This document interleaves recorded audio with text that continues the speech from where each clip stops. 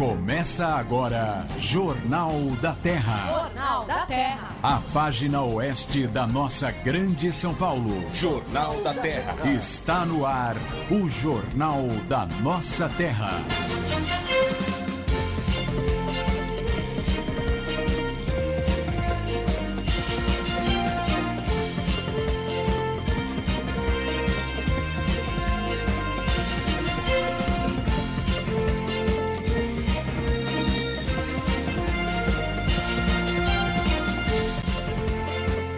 Alô, São Paulo! Uma boa tarde para você que está sintonizando o AM 1330.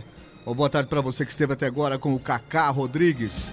Está começando mais uma edição do Jornal da Terra, a edição 191, nesta quinta-feira, dia 3 de outubro de 2013.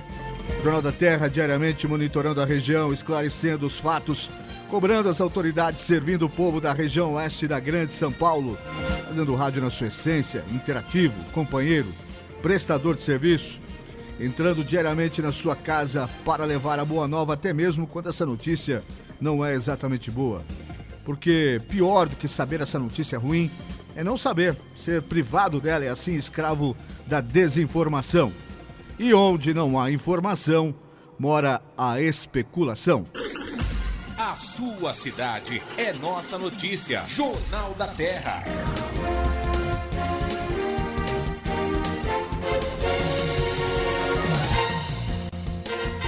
Esses são os destaques da edição 191 aqui do Jornal da Terra.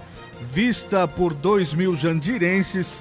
Exposição Arte na Rede termina no próximo sábado.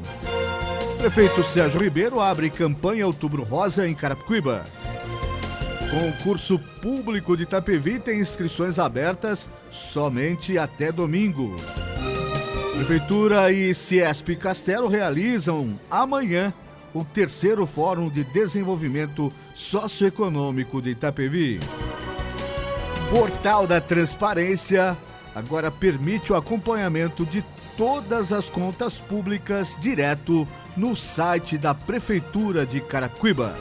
Jornal da Terra. Apresentação: Rodrigo Lobo. São 5h03 agora. Uma boa tarde para você. Você participa aqui do programa mandando seu e-mail para o jt@jornaldaterra.com, jt@jornaldaterra.com. Aproveite e acesse a fanpage. Se você usa Facebook, se você já tem a sua continha lá no Facebook, o seu perfil, acesse a nossa fanpage www.facebook.com/Jornal da Terra, www.facebook.com/Jornal da Terra. E aí é muito fácil você interagir conosco, vai mandar sua mensagem, tem um espaço próprio para mensagem lá, pode fazer algum comentário na nossa linha do tempo e também, claro, você pode, lá nós postamos todas as edições do Jornal da Terra no dia seguinte. Por exemplo, a edição de hoje você vai poder ouvir na íntegra amanhã, no horário que você quiser, da forma que você quiser. Então é muito importante que você visite facebook.com/Jornal da Terra e clique em curtir. Você clicou em curtir, toda vez que algo for postado lá, for publicado, você vai ficar sabendo imediatamente e vai ser muito legal ter você sempre conectado conosco aqui no Jornal da Terra. Quinta-feira é dia de promover saúde aqui no Jornal da Terra. Quinta-feira é dia de receber o Dr. José Lima. E ele está aqui. Boa tarde, doutor. Seja muito bem-vindo mais uma vez. Boa tarde, Rodrigo. Boa tarde, Jefferson. Boa tarde a todos os nossos ouvintes da região oeste do estado de São Paulo e a todos os que nos acompanham pela internet no Brasil todo. Trânsito tranquilo aí fora, doutor? No caminho aí? Por enquanto, sim. Saindo daqui, eu vou para São Paulo, tem um procedimento e nós temos aí um residente avaliando um potencial doador. É provável que nós tenhamos que rodar a cidade durante a madrugada para fazer mais um transplante. Rodar a cidade? Deixa eu entender, doutor. Toda vez que há notificação de alguma equipe de que há um potencial doador, alguém dessa alguém equipe que sofreu um acidente, entrou em morte encefálica, portanto, uma condição irreversível. Tem que resgatar os órgãos dele. Tá. Se for possível, Tá. né, se ele for mantido adequadamente e se for encontrado um receptor compatível, então Cada uma das equipes manda um componente, faz a avaliação para ver se serve efetivamente ou não. Servindo, ele retorna, sai metade da equipe para fazer a captação, metade prepara o receptor, e então, quando essa equipe retorna com o órgão, nós fazemos o implante. Bom, então aí é uma série de cis, né? Uma série de nuances que precisam se combinar ali para conseguir... Essa é a grande dificuldade, nós conseguirmos aumentar o número de transplantes. Rodrigo, quando a gente fala em transplantes no Brasil, nós temos muito a comemorar, mas também nós temos muito a melhorar. Nós precisamos fazer muito mais transplantes do que nós já fazemos atualmente. Nós fazemos hoje cerca de 20% dos transplantes de coração que precisaremos fazer a cada ano, e fazemos cerca de 5% dos transplantes de pulmão, 1/3 dos transplantes de fígado. Isso significa o quê? Que algumas pessoas vão morrer na fila aguardando por um órgão que não vai chegar. E o grande problema é que nós temos potenciais doadores descartados porque não são mantidos de forma adequada. Ou seja, de um lado as pessoas morrem aguardando por um órgão que não chega, do outro lado nós jogamos os órgãos no lixo.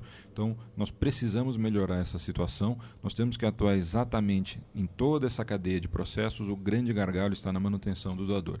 E esse é o grande objetivo do nosso trabalho, da nossa bandeira, para que nós consigamos aumentar o número de doadores efetivos e fazer mais transplantes, dando oportunidade para que as pessoas possam continuar lutando pela vida. Então tem muita gente enterrando o Bentley aí, vira e mexe enterrando seus Bentley sem dó nem piedade, né, doutor? Pessoas enterrando... Muito inteligente essa... Coisas que são muito mais valiosas do que um carro, do que um Bentley, do que um Mercedes, do que um Porsche. Muito obrigado mais uma vez ao Chiquinho Scarpa. Isso eu queria que o senhor contasse aqui, porque... Não me coloque em enrascadas, não, de Rodrigo. quem partiu essa ideia, de onde partiu, não foi do Chiquinho Scarpa. Não. Foi uma peça, uma agência de publicidade organizou tudo isso, né? Acho que eu já cheguei a comentar com você, Rodrigo, que eu fui coordenador do Departamento de Transplante de Coração da Associação Brasileira de Transplantes de Órgãos. Isso é um cargo eletivo e é um biênio. Tá. Eu fui por 4 anos, fui eleito e reeleito. O último presidente da BTO é um amigo pessoal meu, o Dr. Benhur, foi chefe do grupo de transplante de fígado do Hospital Israelita Albert Einstein, e lá nós conseguimos implementar essa nossa ideia de aumentar os cuidados com os potenciais doadores. Ele conseguiu aumentar muito o aproveitamento para captação de fígado e tornou o Einstein o maior hospital transplantador de fígado do mundo, fazendo mais de 95% dos transplantes pelo SUS, através da filantropia. E daí surgiu a ideia de nós levarmos esse projeto para todo o país, de estruturar um programa nacional de transplantes e conseguirmos aumentar efetivamente o número de doadores efetivos, que os potenciais se tornem efetivos. E quando ele ganhou a presidência da Associação Brasileira de Transplantes de Órgãos, ele criou uma comissão, 2 comissões. Uma delas é a comissão de doação de órgãos, que não era como os departamentos, os departamentos têm uma atuação mais técnica, mais médica, para formar as diretrizes, para orientar as equipes, para participar de congressos, para promover o desenvolvimento da ciência. A comissão de captação, ela tem uma função mais administrativa, mais de gestão, mais política, de fazer a interface da BTO com toda a sociedade, em especial com as forças políticas, para que nós possamos conseguir fomento para efetivamente levar o transplante para o Brasil todo. E surgiu aí, a partir da comissão de de doação de órgãos. O nome inicial era de captação, mas isso era difícil, às vezes as pessoas não compreendiam, então optou-se por mudar para a comissão de doação de órgãos. Surgiu ali a ideia de promover algum evento que fosse impactante, que chamasse a atenção. Certo. E nos últimos anos o que nós tínhamos visto é que quando você faz um evento dedicado especificamente à doação de órgãos, você consegue atrair parte da imprensa, mas não um número tão grande assim. Uma coisa irrisória, imagina. É uma coisa irrisória. Por mais que seja uma coisa de extrema necessidade e que seria muito importante a total cobertura da imprensa. E aí isso surgiu num que a gente costuma dizer nos eventos médicos de brainstorming. É um brainstorming. Que é uma discussão também no seu meio. Em rádio também usamos isso também. E começamos a discutir algumas campanhas, alguns eventos, surgiu a ideia de que se nós tivéssemos de verde 4 monumentos iluminados. Nós entramos em contato com a Secretaria Municipal de Saúde, que prontamente se prontificou a nos ajudar, a Prefeitura de São Paulo. Depois surgiu a ideia de que nós fizéssemos alguma campanha, mas nós não tínhamos muito tempo. Então, foi-se atrás para tentar alguma coisa que chamasse muita atenção. E aí, horas e horas ouvindo os profissionais de marketing discutindo, né? A cabeça já não estava aguentando mais, já estava explodindo de tantas ideias e deles, né? Não minhas. E uma das formas que eles encontravam, nós temos que fazer uma campanha que chame a atenção das pessoas, para que as pessoas achem que é uma coisa, mas na verdade é outra. Ou seja, doação é uma coisa muito importante, então vamos fazer uma campanha que é uma coisa bem fútil. Aí uma das meninas da empresa... Que é mais fútil que... Não, fútil, então nós vamos falar de Chiquinho Scarpa. Narcisa Tamoranda. Exatamente. O Chiquinho Scarpa. Chiquinho tá mais perto. Que me desculpe, né? Mas ele foi brilhante. E aí foi se montando essa ideia, e os únicos que sabiam eram Danilo Gentili, do programa... CQC? Não. Do Agora é Tarde. Agora é Tarde, e o pessoal do CQC. Tá. E se dispuseram a ajudar, a promover, e foi um enorme sucesso. Durante 24 horas foi o assunto mais comentado na internet no Brasil, e por 2 horas foi o assunto mais comentado no mundo. Até jornais da Coreia do Norte deram a notícia do enterro da Bentley de um milionário no Brasil, e que na verdade era uma campanha de captação de órgãos. Então foi muito bom, chamou muito a atenção, e é importante que nós consigamos colocar isso na pauta do dia a dia de discussão de toda a sociedade, para tentar amenizar o sofrimento dessas pessoas. É sensacional, porque quando eu vi a chamada para essa pauta, depois os primeiros... Sexta-feira ele vai enterrar o Bentley, eu falei, vou perder meu tempo para ficar vendo isso. Quando depois que a matéria vai vendo, que você percebe que não era nada daquilo, e que você deixou de ver uma coisa interessante, né? E ele incorporou, eu assisti o programa dele no Danilo Gentili, a entrevista com o CQC, ele chorava, ele deu um show. Então foi espetacular. E no caso dele não era difícil imaginar ele enterrando. Não. Eu quase acreditei, até me comuniquei com ele depois, falei, eu quase acreditei que você ia enterrar a Bentley. Cara, o cara é rico e tem um amor pelo carro, sei lá, eu acreditei. Falei, mas que futilidade esse cara. E fiquei pensando, poxa vida, em vez de isso, quantas vidas... A primeira coisa que a gente pensa é assim, olha que idiota. Quantas vidas poderiam ser salvas, né? Quantas casas poderiam ser construídas com esse dinheiro. Mas enfim, sensacional. Uma grande sacada. Doutor, a gente tem aqui, eu dei uma varrida ali na caixa de e-mails, e tem bastante pergunta. Mas antes da gente começar a responder as perguntas dos nossos ouvintes, eu queria falar rapidamente de 2 coisas. Primeiro, essa situação que foi noticiada no início da semana, em que o secretário José Armando Mota, com quem o senhor ajudou aqui a entrevistá-lo na ocasião que ele esteve aqui, havia declarado que era contra a contratação dos médicos estrangeiros do programa, e o prefeito não só vem no dia seguinte, 2 dias depois, como se diz, a favor, e contrata, né? Já vem e mete o pé na porta. Que situação complicada para o secretário, né? Está surgindo um desgaste grande aí pela frente. Olha, Rodrigo, eu não tenho assim condições de fazer uma avaliação completa, né? Porque eu não estou exatamente inteirado da situação como ela se desenvolveu. Eu estive aqui com o secretário da Saúde de Osasco, amigo do Hospital das Clínicas. Estive depois em 2 eventos na cidade de Osasco, e um no Hospital Antônio Gil e outro, não me recordo agora o bairro, dentro da cidade de Osasco, e discutimos sobre mais o assunto do mais médicos, do mais residentes, e sobretudo da participação das parcerias público-privadas na prestação de serviço, na melhoria da prestação de serviço à população, que envolve não só uma questão financeira, uma questão política, mas também uma questão ideológica, que às vezes é difícil de compreender porque as pessoas ainda se prendem a questões ideológicas no que se refere à saúde. Das administrações, as organizações né? sociais, as organizações sociais de saúde. E fiquei surpreso com o posicionamento. Até manifestei isso aqui no ar, que nós tínhamos muito mais pontos em comum do que pontos discrepantes. Mas isso foi superado, né? Essa questão foi superada. Aqui, na entrevista com o prefeito, ele já se declarou a favor. Ele se declarou a favor. Mesmo reconhecendo que sofre pressão muito grande. E só para complementar, a Prefeitura de São Paulo, que embora no começo dizia contra isso, né, o prefeito, agora está fazendo propaganda disso na televisão, né, nas peças publicitárias da Prefeitura de São Paulo, fala dessas organizações sociais. Mas aí o senhor estava falando dos seus encontros com José Armando Mota.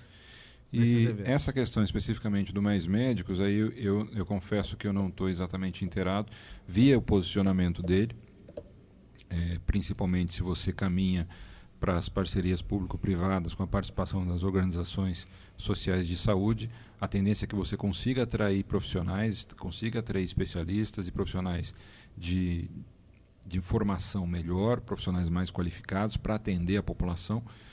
E o posicionamento do prefeito solicitando e recebendo esses profissionais do Mais Médicos é aquela velha questão, Rodrigo, acho que vem de acordo com alguns interesses político-eleitorais, não envolvendo a cidade de Osasco, mas referentes à campanha que nós vamos ter em 2014 pelo governo do estado. Então acho que é uma questão mais político-eleitoral, porque a cidade de Osasco é muito próxima de São Paulo. Se ela tiver uma organização social de saúde, nós vamos conseguir trazer os profissionais de São Paulo, gabaritados, profissionais que vão prestar um excelente serviço à população. Olha, eu ouvi de alguém que trabalha ali perto do gabinete do prefeito, hoje pela manhã, que isso é uma troca. O prefeito vai bater o pé em relação às OS, vai contratar a OS e, em troca, ele receberia esses médicos aí para que... uma troca, enfim, é o que eu vi. Mas, assim, o que me chamou a atenção é a declaração do secretário e o prefeito vem no momento seguinte, contrata e pronto. Fica... Para quem acompanha as notícias, fica meio confuso. Eu confesso, Rodrigo, que quando eu comecei com os cargos de gestão, inicialmente na Secretaria Municipal de Saúde de São Paulo, depois na ABTO, na diretoria, no Departamento de Transplante de Coração, eu muitas vezes me debatia com questões parecidas. Agora, já à frente da comissão de doação, um pouco mais calejado, Jefferson, tendo que ter engolido alguns sapos, eu tenho trabalhado essas questões de forma um pouco mais pragmática. Eu acho que o grande objetivo que tem que ser atingido é que a população tem que ser servida. Nós temos que levar saúde à população e o serviço de saúde nesse momento ainda precisa melhorar. Então, nós temos que procurar deixar a fogueira de vaidade. Isso é muito comum no meio médico, o médico em geral, e eu falo com particularidade por ser médico e vim da Faculdade de Medicina da Universidade de São Paulo. É uma enorme fogueira de vaidades e dentro dos médicos os cirurgiões são mais vaidosos ainda e dentro da categoria dos cirurgiões eu confesso que os cirurgiões cardiovasculares são os mais vaidosos porque tem o coração na mão, a sede da alma, enfim, essas coisas. Então não é fácil lidar, mas acho que o importante é que seja levado um serviço de saúde cada vez melhor à população. E a questão dos Mais Médicos, nós já nos posicionamos inúmeras vezes contrariamente, continuo com a mesma posição no que se refere às organizações sociais de saúde. Sou favorável, vi que funcionou muito bem na cidade de São Paulo. Nós observamos todo o staff do prefeito Haddad chegando na Secretaria Municipal de Saúde, com alguns ainda presos a ideologias ultrapassadas, antiquadas, dizendo que terminariam com as organizações sociais de saúde em 6 meses.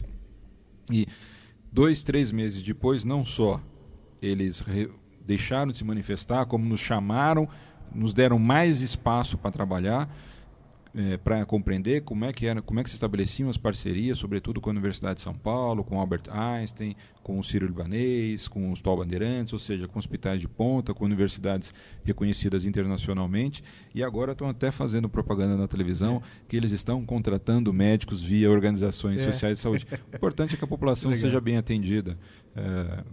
E que esse é o nosso grande propósito. Não, refazer as ideias sempre é um bom reflexo. Acho que é uma questão de inteligência, né?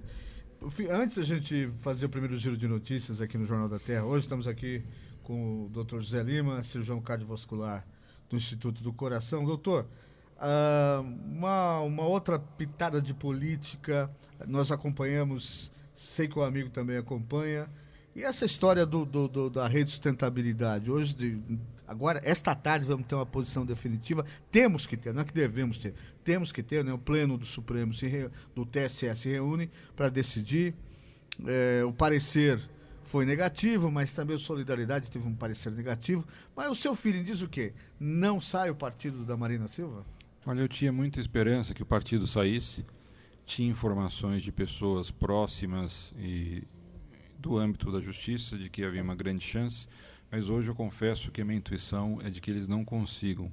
Pena, sou amigo pessoal do deputado Walter Feldman, sou amigo pessoal do Basileu, que é o coordenador da rede no estado de São Paulo, e ajudamos na coleta das assinaturas, ajudamos na propagação das ideias de um partido com uma estrutura um pouco diferente, com ideias renovadas.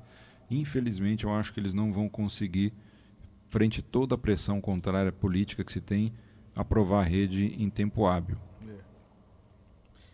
O pastor Reinaldo Mota fala sempre aqui, falou esses dias, encontrei com ele de novo, e ele acha que independente, até mesmo que a decisão seja favorável, essa demora, essa dificuldade toda que o partido vem encontrando, já prejudicou muito no quesito migração, né? Muitos parlamentares, que é muito importante isso para o partido, essa questão já deu uma balançada terrível no propósito de fundação do partido.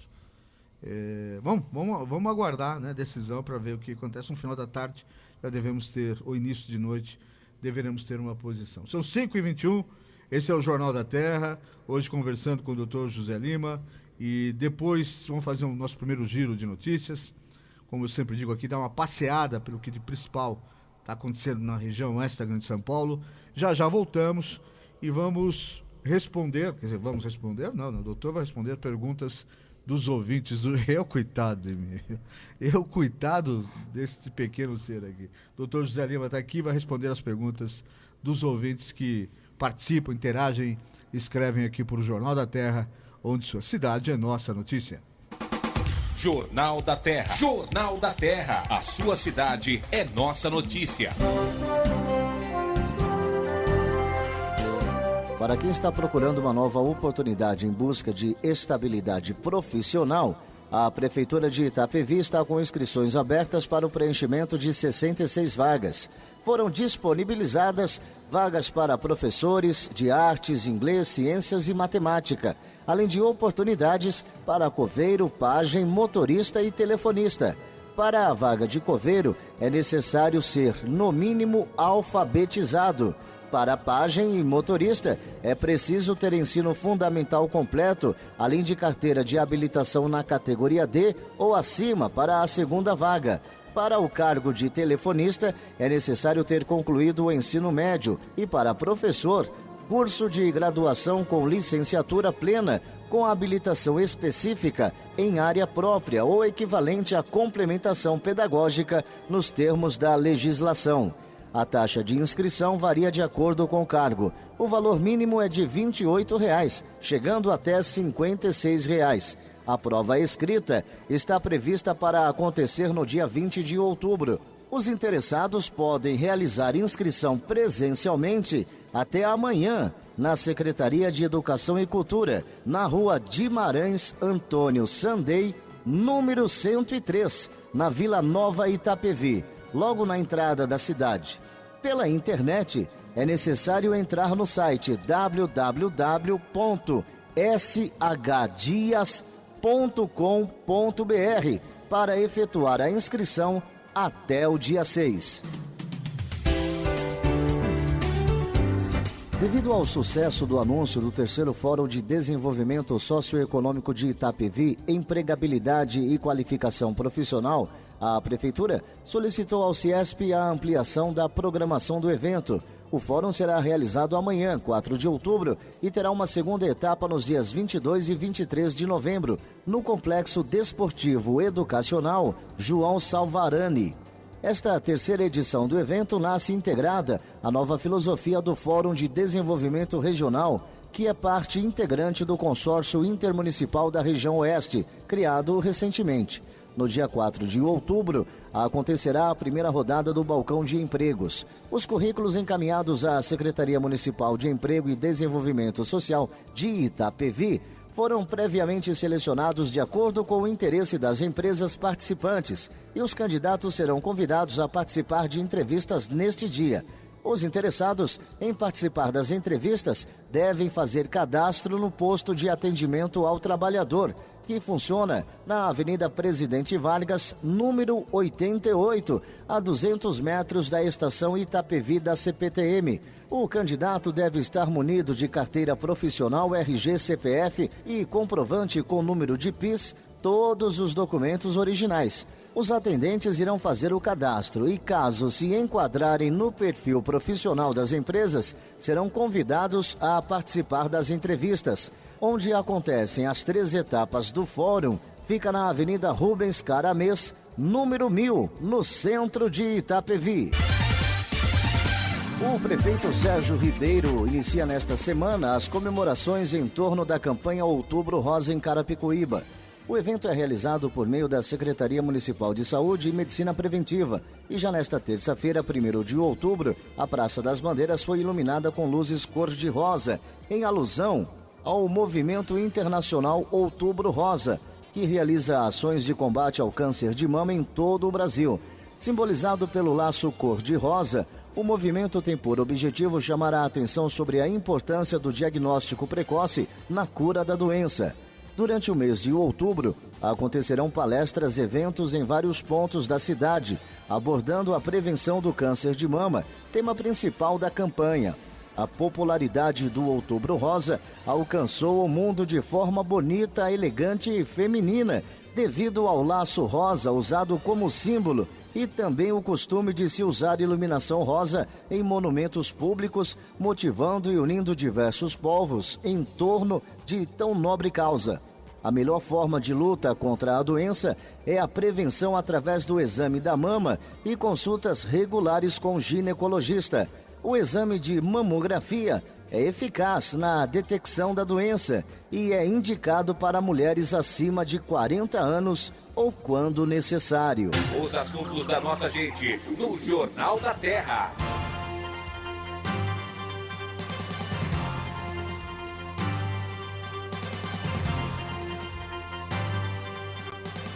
São 5h27, esse é o Jornal da Terra, onde sua cidade é nossa notícia. Hoje, como em toda quinta-feira, recebendo muito prazerosamente aqui o Dr. José Lima, cirurgião cardiovascular, e sempre vem às quintas-feiras para falar, para promover saúde, como nós sempre falamos aqui, é uma frase que o doutor sempre repete, e acho que esse quadro aqui, esse espaço aqui, chama Promovendo Saúde mesmo, é a melhor designação. Bom, doutor, como eu disse, eu dei uma limpada na nossa caixa de e-mail lá, porque eu fiquei uns 15 dias sem ter acesso ao e-mail do jornal. Aquele tal do UOL lá é uma porcaria. Não faça... Eu vou ter que falar, pô. As pessoas mandavam e-mail e voltavam, sabe? A assessoria do prefeito de Osasco disse que não confirmou a entrevista para essa semana porque o e-mail não chegava. Também não sei se é migué, né? Vocês entendem, vocês estão me ouvindo, entendem que é migué, né? Não sei. Mas enfim, mas de fato não estava funcionando. Então tome cuidado com esse tal de UOL aí. E o atendimento é péssimo. Também onde o atendimento ao cliente é bom, né? Em nenhum lugar, né? Assim, nesses saques aí. De algum serviço? O senhor já ficou satisfeito de ligar e ser bem atendido? Eu nunca na minha vida. Não, Rodrigo, é muito difícil. Nós vemos um problema. De cartão de crédito a telefonia. A telefonia, a internet, tudo. Televisão a cabo, tá muito difícil. A prestação de serviço no Brasil tá ridícula. Né? Doutor, esses dias eu descobri que a Sky, momento defesa do consumidor. Defesa do consumidor lobo aqui, né? Descobri que a Sky cobra, ela fala que é um serviço por assinatura e cobra antes de prestar o serviço. Não, é caso único, cobra antes do período que você vai usar. É um absurdo. Cancelem todas as Sky que vocês tiverem por aí, por favor. Vamos dar uma baixa nessa Sky aí pra ver o que é bom. Como se eu pudesse, né? O Rodrigo tá nervoso hoje. O que houve, Rodrigo? Hoje, o doutor gosta sempre de lembrar das cidades que fazem aniversário. Hoje é aniversário de Magda, na região de Auriflama, no oeste do estado. Cidadezinha de 3.167 habitantes, segundo o IBGE. E aniversário também de Rubinéia. Rubinéia é a cidade do Luizão, né? Luizão, jogou no Corinthians, craque. Foi o maior artilheiro do Corinthians na Libertadores até hoje. Exatamente. Ele também nos deu uma Libertadores também. Não vem ao caso. Não vem ao caso, porque é passado, já faz tempo. Nem tanto. E a cidade chama Rubinéia porque nasceu, a área pertencia a um casal chamado o homem Rubens e a mulher Néia. Que coisa linda, né? Doutor, vamos às perguntas aqui. E vamos começar com a Minervina Aparecida de Souza, de Osasco. Tem algumas perguntas que, evidentemente, como não sou médico, às vezes eu não vou saber nem o que está falando. Mas, enfim. Queria saber quando se pode engravidar, qual a melhor idade e que pode dar menos problemas. Uma moça com 15 anos tem alguma dificuldade ou pode trazer algum problema para o bebê se tiver pouca idade? Primeira coisa, esse tipo de orientação ela tem que procurar um ginecologista. Será que ela está grávida? Para que ele possa lhe dar todas as orientações das melhores formas de anticoncepção, de todos os riscos, os cuidados que envolvem uma gestação. Existe sim, as mulheres a partir dos 20 anos de idade até os 27, 30 anos de idade, é a fase em que o organismo está melhor adaptado para que elas possam ter filhos. Tá. E aí supre plenamente o bebê na sua formação? Sim. Tá. E, bom, está respondido aqui para nossa amiga Minervina Aparecida de Osasco. Josefa Maria de Jesus de Iperó. Meu bebê tem 11 meses e ele está sem defecar há 10 dias. Levo ele no médico, que passa um remédio, aí ele fica de novo sem defecar por 6, 8, 5 dias. Aí ela escreveu aqui, aí vareia, né? Da região lá, nossa região de Sorocaba é assim, vareia mesmo. É sempre assim, um bebê de 11 meses? O que devo fazer? Estou preocupada. Josefa Maria de Jesus. Não, ela tem que procurar um outro pediatra para que não só possa medicar melhor essa criança, como eventualmente fazer alguns diagnósticos que têm que ser levantados nessa situação. Não é normal? Não é normal, tem que procurar um pediatra. Me parece que até o contrário. Geralmente o bebê tem as suas secreções mais líquidas mesmo, não é, doutor? Até por consumir muito leite. Não, se bem que com 11 meses já está consumindo alimento sólido já, né? Então por isso que ela tem que procurar um pediatra, porque às vezes não só o diagnóstico diferencial, mas uma orientação dietética. Existe uma série de aspectos aí que tem que ser contemplados de forma que só um especialista vai poder dar essa orientação. O que a gente pode falar é que ela tem que procurar um médico. Fernanda Caetano de Oliveira, de Pirituba. Meu bebê tem 1 ano e 8 meses. Li na internet que um tipo de reflexo vermelho nos olhinhos pode indicar problemas para a saúde dele no futuro. Sinto que ele é um pouquinho estrábico. Devo me preocupar? Deve se preocupar e deve procurar um pediatra. As pessoas, hoje em dia, é cada vez mais comum que elas cheguem ao consultório com pesquisas feitas na internet. E grande parte das informações no que se refere à saúde que lá estão colocadas não são verdadeiras, são fantasiosas ou são interpretações incorretas de alguns estudos médicos. Então você tem que tomar muito cuidado com as informações. Não buscar essas informações, mas busca essa informação no pediatra que vai poder dar orientação, examinar a criança, fazer o diagnóstico eventual de um estrabismo, indicar um tratamento. Ela não pode perder o tempo, né? Que algumas das doenças têm que ser tratadas ainda na infância. Então ela, como mãe, eu acho que ela tem que dar um pouco mais de tempo. Eu sei que isso demanda tempo, demanda um pouco mais de dificuldade, que para algumas pessoas isso é muito difícil, mas uma consulta com um especialista eu acho que pode fazer o diagnóstico preciso e dar uma condição de vida bem melhor para o filho. Rogério Vieira Moreira de São Roque. Como diagnosticar o distúrbio de atenção? O tratamento é feito com acompanhamento médico? Sim, o distúrbio é feito com acompanhamento médico. Um grande problema que nós temos atualmente é que com isso algumas doenças se tornaram populares. Então as pessoas em geral acabam, entre aspas, fazendo autodiagnóstico, muitas vezes se automedicando. Então distúrbios de atenção são menos comuns do que as pessoas pensam, né? Em geral, as pessoas acabam se autorrotulando ou rotulando alguém com esse diagnóstico. Existe tratamento, acompanhamento psicológico, existe tratamento com medicamentos para alguns casos, então a mesma orientação de sempre. Ela tem que procurar um neurologista, tem que procurar um psiquiatra para que possa fazer essa orientação, fazer o diagnóstico adequado, não é só ter certeza que ela tem a doença, mas afastar alguns problemas outros neurológicos e aí começar o tratamento medicamentoso, se for o caso, né? Ou só o acompanhamento psicológico. Silvana Tenra Cardoso, Indaiatuba. Vou estudar medicina no ano que vem, mas sinto bastante sono. O doutor vai voltar ao tempo de faculdade lá. Mas sinto bastante sono ao estudar. Sono esse que tira a minha atenção e concentração.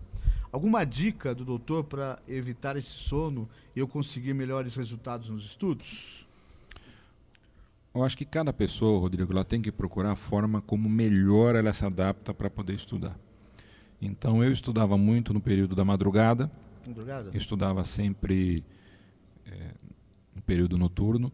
Então ela tem que procurar, ela tem que ir testando. Se ela se adapta melhor estudando pela manhã, à tarde, à noite. Algumas pessoas ficam algum período pós-alimentação para começar a estudar, outras gostam de estudar comendo. Então ela tem que procurar o mecanismo com o qual ela rende mais. Isso não existe uma fórmula única. De maneira geral, o que a gente sempre orienta é que todas as orientações que quando você vai fazer uma grande prova, que você não consuma uma grande quantidade de alimentos, porque isso vai facilitar que você tenha mais sono, que você não tome estimulantes, que é um equívoco muito comum para ficar horas e horas, principalmente para virar as noites estudando, isso causa uma perda da capacidade de retenção de informação, ela vai lembrar menos coisas. Então, ela tem que procurar a forma com a qual ela melhor se adapta. Algumas pessoas gostam de estudar dia a dia, outras gostam de estudar mais em cima da hora. Isso ela mesma que vai descobrir. Não existe uma fórmula para... Agora, se prepara, né? Porque medicina é punk, né, doutor? Não é punk só no vestibular, é depois também, é o tempo inteiro, né, doutor? Olha, Rodrigo, ela vai passar por um exame fortíssimo, né, de seleção, para que, principalmente, se ela está pleiteando uma vaga numa universidade pública, ela vai passar por uma concorrência extremamente forte, pessoas bem preparadas. Depois, ao longo da faculdade, ela vai enfrentar 6 anos de muito estudo, e para poder prestar um novo exame, que é o de residência, que é ainda mais concorrido que o vestibular de medicina, e até que ela possa buscar alguma especialidade, se tornar, se for a vontade dela, né, se tornar especialista e poder começar a trabalhar. Aí as coisas pioram. Isso que eu ia dizer. Porque aí a pessoa fica louca e trabalha. Olha, Rodrigo, 3 dias seguidos e... Eu acho que um dos grandes momentos que eu vivi na medicina é quando você termina a residência, quando você tem o seu título de especialista e você tem a oportunidade de ficar vinculado, como é o meu caso, a um hospital-escola, né, ligado a uma universidade, como é o Instituto do Coração. Um momento que eu acho que é emblemático para todo cirurgião é quando você entra na sala de cirurgia e os seus 2 assistentes são mais novos que você. Ou seja, não tem mais um professor tutelando, corrigindo as suas dúvidas, indicando os melhores caminhos. Ou seja, naquele momento você é a pessoa mais experiente. Então esse é um grande momento que você... Eu acho que, como alguns amigos costumam dizer, eu tenho um grande amigo chamado Pedro Paulo, ele diz, é quando os meninos... nós diferenciamos os meninos dos homens. Tem que deixar com o Beck. Tem que deixar com o Beck. É difícil. Tá bom, Silvana? Vai ser a doutora Tenra. Ó, que legal, hein? Doutora Tenra. Sobrenome não tinha visto. Boa sorte a ela, que ela, se for da opção, que ela seja muito feliz, que consiga e que será uma colega muito bem-vinda. Célia Marina de Souza, de Jundiaí, Polvilho, São Paulo. Polvilho, na verdade... Polvilho não é Jundiaí, mas ela deve estar na divisa ali, então, né? Enfim, deve ser por isso que ela colocou ali. Eu discutindo geografia nesse momento aqui, não vale, né? Fiz uma endoscopia e o resultado foi: trata-se de um paciente que apresenta esofagite erosiva distal. Aí está entre parênteses, Los Angeles A. Não sei o que significa isso. Hérnia de hiato incipiente, gastrite enantematosa leve de antro. É isso? Enantematosa leve de antro. Rodrigo, se ela... O que significa? Ela perguntou e eu pergunto. Eu imagino que ela tenha feito esse exame porque foi solicitado por algum médico. Então a primeira coisa que ela tem que fazer é pegar o exame e levar para que o médico veja e indique o tratamento adequado. Sério, desculpa a gente ir, mas é que é isso, né? Não tem outro caminho. É o caminho correto e é o caminho que ela deve seguir. O que ela tem, pelo que o exame descreve, na verdade, é um processo em que há uma irritação do esôfago. Isso, em geral, está associado ou ao refluxo do suco gástrico para dentro do esôfago, ou dieta inadequada, ou sobrepeso. Isso tem formas de se corrigir clinicamente, tem formas de se tratar com alguns sintomáticos, mas esse tipo de lesão ela tem que ser tratada, tem que ser acompanhada por um especialista, porque existe uma possibilidade de degeneração, de se tornar uma doença mais grave, de se tornar um câncer de esôfago distal. Então ela tem que fazer o segmento, tem que procurar um médico, um gastroenterologista, um clínico geral, que possa orientá-la de forma adequada e ver se essa hérnia de hiato tem indicação cirúrgica ou não. Em alguns casos tem indicação cirúrgica. A única forma de você corrigir o refluxo é tratando com algum procedimento cirúrgico, seja invasivo ou seja por videolaparoscopia. Seguindo aqui, né, na própria dúvida da Célia Marina, lá de Jundiaí, doutor, é verdade que quando a pessoa tem queimação constantemente, aí toma aqueles hidróxido de alumínio para aliviar sintoma, não é um procedimento correto, porque se ele tem essas queimações aí reiteradamente, é sinal que pode estar algum problema, né, doutor? Ela tem que fazer o diagnóstico. Porque esse hidróxido só alivia sintoma mesmo, né? É um sintomático, para alguns casos funciona bem, para outros não, mas você não está combatendo a causa do problema. Então, mesma coisa, procura um gastroenterologista, procura um cirurgião gástrico, para que ele possa fazer o diagnóstico correto, excluir algumas doenças que são potencialmente graves e que põem em risco a vida da pessoa em questão de pouco tempo, e indicar o tratamento mais correto. Não adianta ficar tomando só os sintomáticos, tem que buscar a causa do problema. Porque entre os diagnósticos diferenciais você tem, por exemplo, uma hérnia de hiato com refluxo, como a nossa ouvinte anterior, mas você tem câncer gástrico. Você tem câncer de cabeça de pâncreas, cuja possibilidade de tratamento é única e exclusiva quando você faz esse diagnóstico precocemente. Então, o ideal. Tem alguma coisa? As pessoas, primeira coisa, Rodrigo, eu tenho falado muito nas palestras que nós temos dado sobre prevenção de doença cardiovascular, mas isso se estende para todas as doenças e para as oncológicas, para os diversos tipos de câncer também. As pessoas têm que criar o hábito de ir ao médico constantemente, mesmo que não sintam nada, mesmo que achem que estão saudáveis, para que elas continuem saudáveis, envelheçam saudáveis. E se ela tiver algum sintoma, é aí que ela deve se preocupar e deve ir ao médico. É muito comum que você ouvir no consultório dizer, mas aí eu não gosto de médico porque ele vai descobrir alguma coisa. Mas esse é o intuito. Nós estudamos para isso, para fazer o diagnóstico e para indicar o tratamento. Então, as pessoas têm que... Isso é uma questão cultural e é uma questão também de informação, de nível de escolaridade. Então, é importante que nós levemos essa informação às pessoas, que criem esse hábito, que procurem o médico. De uma forma geral, hoje em dia, quase todas as doenças têm cura, ou pelo menos são controláveis. Quanto mais precoce o diagnóstico, maiores as chances de cura. Verdade. Aqui é uma ouvinte de Ibirité, Minas Gerais, eu não sei onde é isso. Não vou falar o nome dela, pediu para não divulgar o nome. Gostaria de saber qual o tempo necessário para que após a infecção primária do herpes tipo 2, IgG, se apresente reagente. Tenho vírus e meu namorado afirmava não ter, apresentou lesões. Ele fez o exame após um período de 25 a 14 dias depois do contato sexual. O resultado deu reagente para IgG e não reagente para IgM. Será que ele não contraiu infecção anteriormente? Gostaria de saber, porque ele está me culpando. Então ela não quer divulgar o nome dela. Então, compreensível. Aí nós entramos numa questão que não só de prestação de serviço médico, uma questão também de fórum íntimo e uma questão ética. Ninguém é culpado por estar doente. Eu sempre falo isso também, todas as vezes que tem oportunidade. As pessoas, em geral, acabam atribuindo alguma questão de culpa, de pena, por alguma coisa que tenham feito de errado. As pessoas não são culpadas por estarem doentes. O que elas têm é que serem tratadas de forma adequada para que a saúde seja restabelecida. Então, essa questão de estabelecer culpa, eu acho que é uma questão... Isso é indiscutível. Isso ela não deve nem levar... longe. Tem que passar longe, não levar isso em consideração. Ela está se prendendo aí a algum IgG, IgM, são formas de anticorpos. O fato de ser IgG e não IgM indica que o contato com um agente infeccioso, no caso o vírus da herpes, foi há muito tempo. Tá. É crônico, porque você produz inicialmente anticorpos chamados IgM, entre outros, e depois é que ocorre um clareamento e começam a surgir os anticorpos IgG, que dão aquela manutenção. Tá.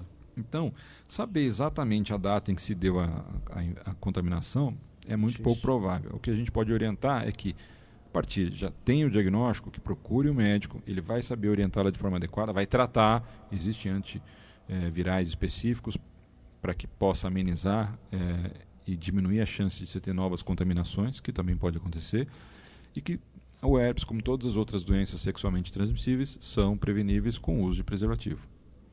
Verdade. Bom, tá respondido. Nossa, e primeiro, sem esquecer que muito obrigado pela confiança.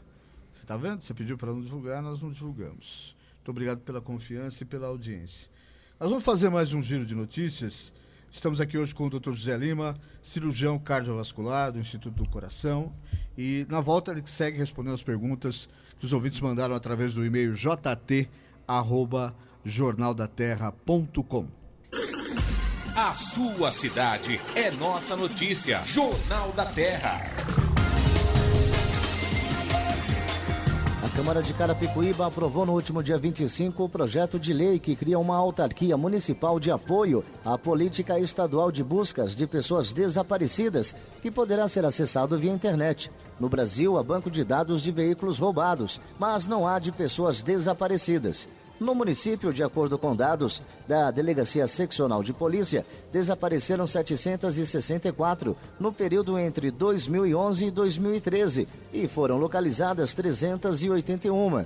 Na região que compreende a Seccional da Polícia Civil, que envolve os municípios de Barueri, Carapicuíba, Cotia, Itapevi, Jandira, Pirapora do Bom Jesus, Santana de Parnaíba e Vargem Grande Paulista, desapareceram no mesmo período 2.484 pessoas e apenas 686 foram localizadas. A nova lei prevê o desenvolvimento de programas e ações de inteligência e articulação entre os órgãos públicos e unidades policiais da cidade. A meta é possibilitar investigação imediata e persistente das circunstâncias do desaparecimento registrado na busca de solução definitiva do fato.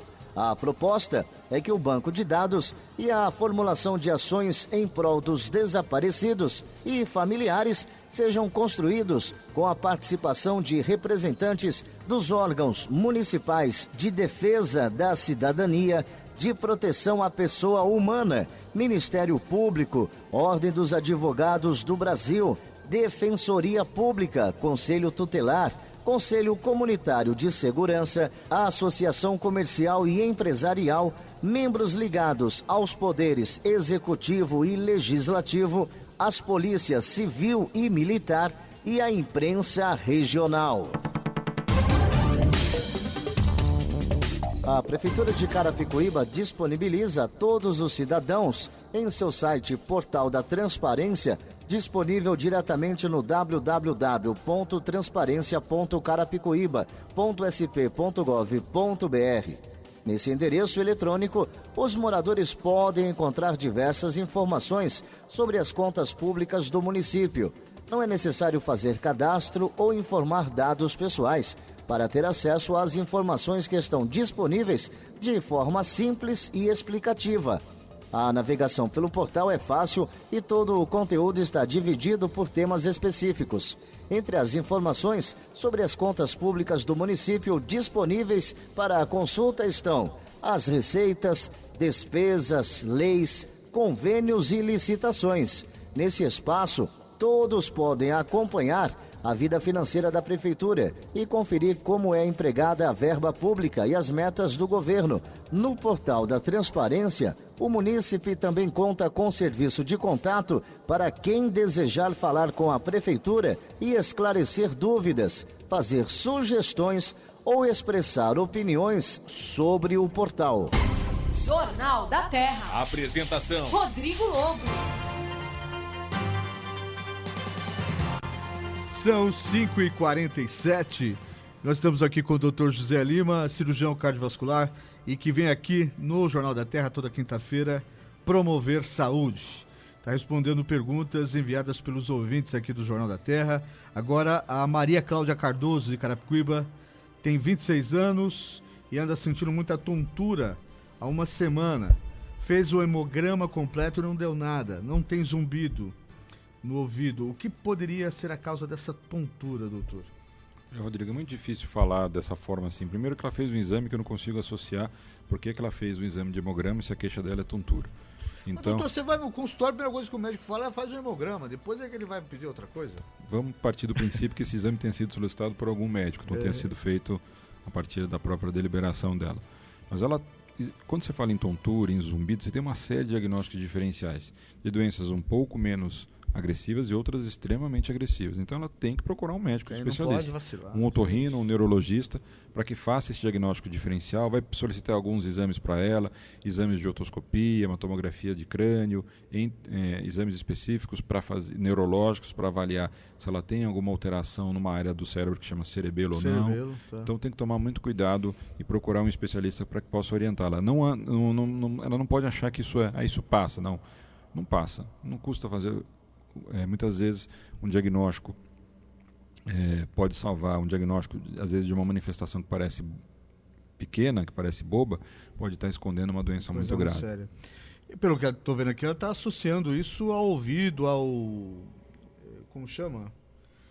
Existem sim algumas doenças do sistema auditivo que podem provocar tontura, mas em geral vêm associadas a zumbido. Então você tem que pensar nas possibilidades de alterações de ouvido, mas também algumas alterações neurológicas. Então não dá para ficar brincando com esse tipo de coisa. Como chama esse órgão, doutor, que faz, que não nos dá o equilíbrio mesmo? Fugiu o nome dele? Cerebelo. Que nos dá o equilíbrio do corpo. Cerebelo. É cerebelo, não. Que eu tive um problema disso aí, uma época, tomei Ventrix, um remédio lá que me deu tontura. É que aí depende do tipo de tontura. É igual você falar dor de cabeça. Então, dor de cabeça existem várias causas possíveis. A tontura, existem várias causas possíveis. Alterações do sistema coclear, do ouvido, que nós chamamos, alterações do ouvido, alterações da marcha, alterações do sistema nervoso central, estresse. Então, existem várias causas possíveis. Não é um sintoma que se apresenta com várias doenças, né?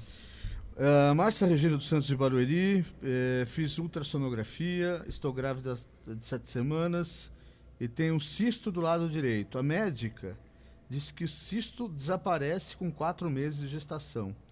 Gostaria de saber se some mesmo, se tem algum risco. Obrigada, Márcia Regina. Olha, ela já teve uma informação de uma especialista, né, que entende muito mais dessa especialidade do que eu, obviamente. Mas a presença de ovários policísticos é muito mais comum, que muitas vezes você não faz o diagnóstico. O importante é que ela faça o acompanhamento adequado com essa médica durante toda a gestação, para que ela não tenha repercussão sobre a gestação. E a tendência realmente, na maioria dos casos, como a própria médica informou ela, é que desapareça após o primeiro trimestre de gestação, quando ocorre uma grande mudança do padrão hormonal na mulher, depois dos primeiros 3 meses, que são os meses mais críticos, né, de maior chance de você ter perda, um aborto, enfim. Outra pergunta veio de Boituva e também pediu para não divulgar o nome. Boituva, região de Sorocaba. Há uma semana apareceu uma coceira grande na vagina, depois apareceu um corrimento sem odor e bolhas d'água. Porém, como estou fazendo abstinência sexual há 2 anos e meio, e quando tinha relações sexuais usava camisinha, não sei por que isso veio acontecendo. Uma possibilidade é que use o banheiro coletivo. Primeira coisa, ela tem que procurar imediatamente o ginecologista. Ponto. Porque o diagnóstico diferencial não é só de doenças sexualmente transmissíveis. Existem outras doenças que podem provocar esses sinais e sintomas que ela está apresentando. Coceira, prurido, corrimento. Então ela tem que procurar um ginecologista que vai fazer sim um diagnóstico diferencial envolvendo doenças sexualmente transmissíveis, mas também existem outras doenças de endométrio, de colo de útero, que tem que se fazer o diagnóstico diferencial. Então é de urgência que ela procure um ginecologista para que possa fazer o diagnóstico e iniciar o tratamento o mais brevemente possível. São 5h53, doutor José Lima. Acho que é a última pergunta aqui. Da Raquel Matos Miranda, de Mairink. Uso Sublima há 6 anos. Há 3 não menstruo. E hoje, ao tossir, sangrei muito. Estou preocupada. Eu acho que ela tem toda razão para estar preocupada e deve procurar o ginecologista agora. Uma questão de urgência. Porque ela faz o uso do anticoncepcional e ela tem que fazer o acompanhamento. Ela não pode começar a fazer o uso de um medicamento e desaparecer do consultório, que é muito comum. 6 tem anos. Tem que fazer o acompanhamento, tem que fazer o segmento, ele tem que fazer diagnósticos diferenciais aí. Pode ser uma variação hormonal, pode ser uma desadaptação tardia ao medicamento que ela está usando, pode ser uma alteração de endométrio. Então existem uma série de diagnósticos que têm que ser feitos e alguns escondem doenças muito graves. Bom, tá respondido então aqui para Raquel de Mairink. Obrigado pela audiência e pela confiança, Raquel, como os demais também. Temos aqui mais algumas perguntas. Infelizmente vai ficar para a próxima quinta-feira, doutor. Acho que nessa semana conseguimos responder bastante. Nós conseguimos responder, é bom, né? Nós conseguimos responder, o veículo é seu. Você que me concede esse privilégio de participar do seu programa. Eu responder é bom, né?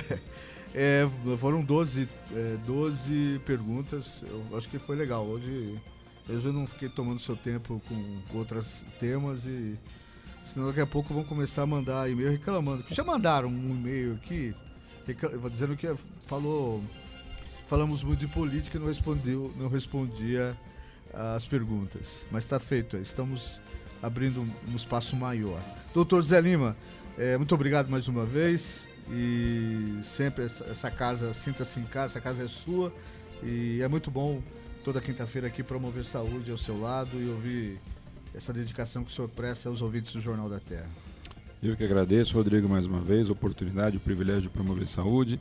Muito obrigado ao Jefferson, muito obrigado a todos os nossos ouvintes. E hoje a noite vai ser longa, Rodrigo. Vamos implantar um desfibrilador agora e depois vamos voar até São José do Rio Preto para fazer uma captação, se Deus quiser, trazer um coração para fazer mais um transplante. Forte abraço a todos. Isso é uma vida de herói, né?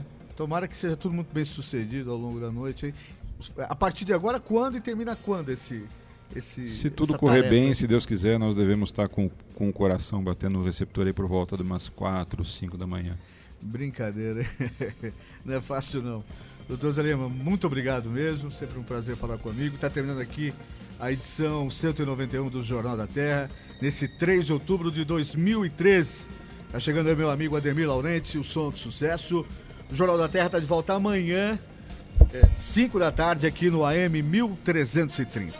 Um abraço, paz e bem, não esqueça, onde não há informação, mora a especulação.